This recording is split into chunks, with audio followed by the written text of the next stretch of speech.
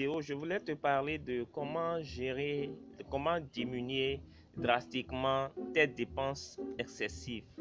Ça nous est tous arrivé plusieurs fois ou une fois de pouvoir dépasser nos dépenses, de pouvoir faire des dépenses excessives. Et tu vas par exemple pour acheter quelque chose de précis et tu reviens du magasin avec beaucoup plus de choses que prévu.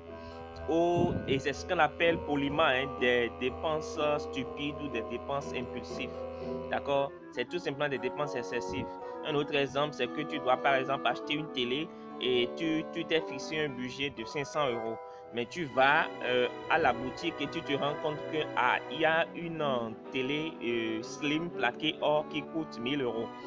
Et tout de suite, tu te dis, tu commences par faire des calculs, est-ce qu'il faut acheter, est-ce qu'il ne faut pas acheter. Et du coup, tu finis par acheter. D'accord? Alors que tu sais bien que tu n'as pas les moyens de t'offrir cette télé. Et donc, tu t'endettes même pour pouvoir acheter. Et tu te dis que ouais, en achetant, tes copains vont être jaloux. Et tu vas poster sur Facebook, tu pourras faire ton malin sur les gens. Et donc, le problème, c'est que tu es prêt à dépenser pour t'offrir la télé de tes rêves alors que tu n'en as pas les moyens. Et donc, voilà de quoi on va parler dans la vidéo d'aujourd'hui. C'est ce qu'on appelle dépenses excessives. Et tu finis par l'acheter et quitte à exploser ton budget et à t'endetter, tu le fais quand même. Et je vais te parler aujourd'hui de 3 raisons pour lesquelles beaucoup de personnes dépensent de façon excessive et comment les arrêter. Premièrement, voilà, on va parler de pourquoi tu dépenses trop et comment les arrêter, comment arrêter la saignée. Premièrement, il y a ce qu'on appelle la comparaison sociale et les complexes. Si tu prends mon premier exemple, j'ai dit que tu as acheté par comparaison, par ego. Pourquoi? Parce que il y a ce qu'on appelle le facteur des réseaux sociaux. Aujourd'hui, il y a un réseau social qu'on appelle Instagram où les gens postent les meilleurs moments de leur vie qui n'est pas forcément leur vie. D'accord? Ils postent, ils peuvent aller se mettre dans des endroits luxueux, prendre des photos et les poster. On est dans une sorte de matu-vu, comme on le dit chez moi. Donc voilà justement le problème majeur.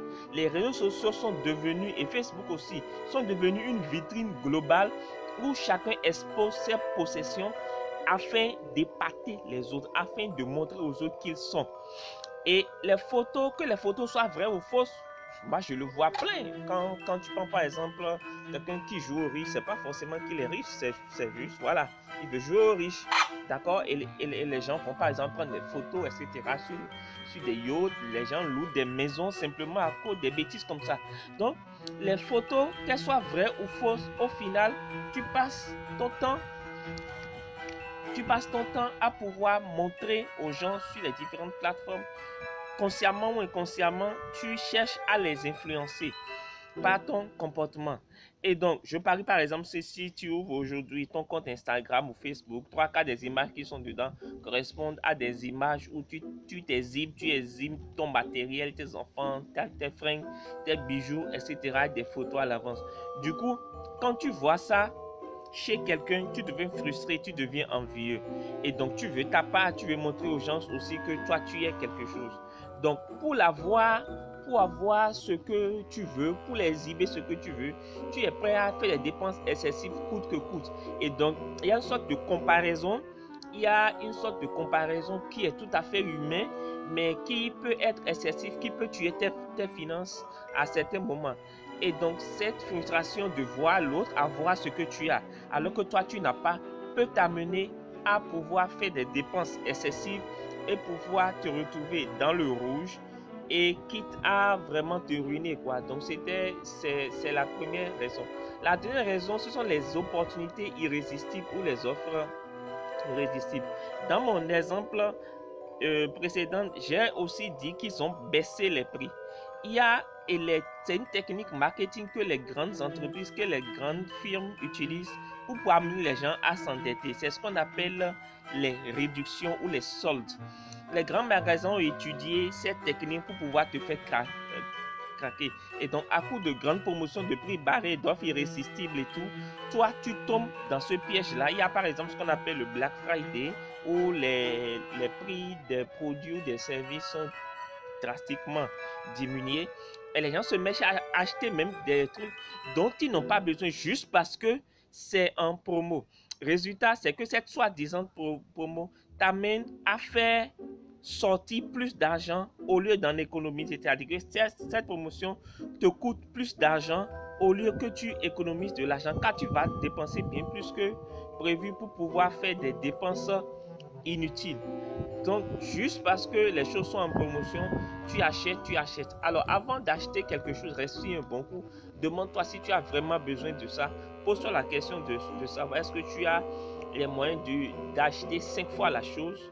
J'en ai parlé de ça. J'ai parlé de ça dans une de mes vidéos. Troisième raison, c'est ce qu'on appelle le stress et la mauvaise humeur. Il y a des personnes, ça nous est arrivé à tous, ça nous arrive à tous d'être des fois de mauvaise humeur, d'être stressé. C'est tout à fait normal de se sentir stressé, de se sentir énervé, c'est rien de grave. Le problème, c'est que pour faire passer ce malaise, ce stress, cette mauvaise humeur, beaucoup de personnes se huent dans les magasins pour faire des dépenses folles. Et c'est une grosse erreur. Parce que sur le coup, tu éprouves une sensation de plaisir et de contentement pendant quelques minutes. Alors que ce n'est pas la solution. Faire des achats, certes, te procure une sensation de contrôle.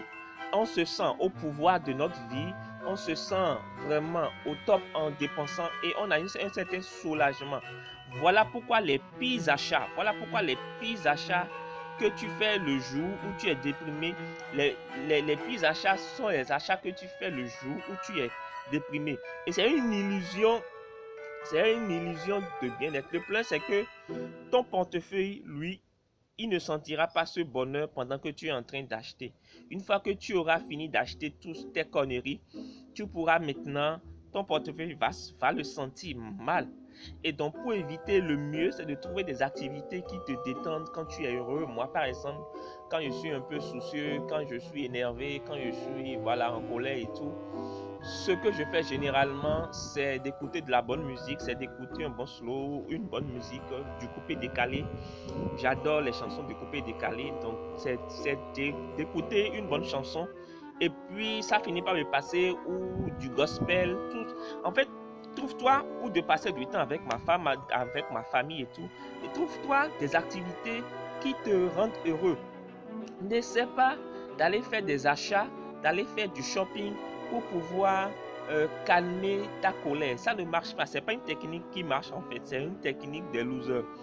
D'accord? Donc, les pires achats que tu peux faire, c'est de faire des achats alors que tu es énervé.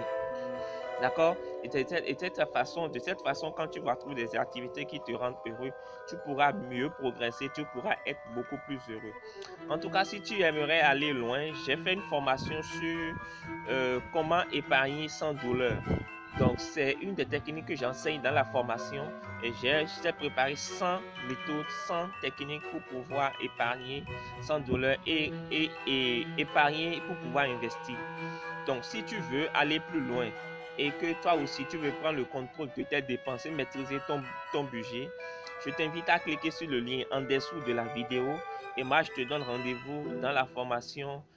Tu vas investir un peu d'argent, mais tes finances vont se sentir, tu vas économiser énormément, que tu vas gagner de l'argent, tu vas rembourser cette formation. Voilà un peu ce que j'ai à te dire dans cette vidéo. Allez, salut!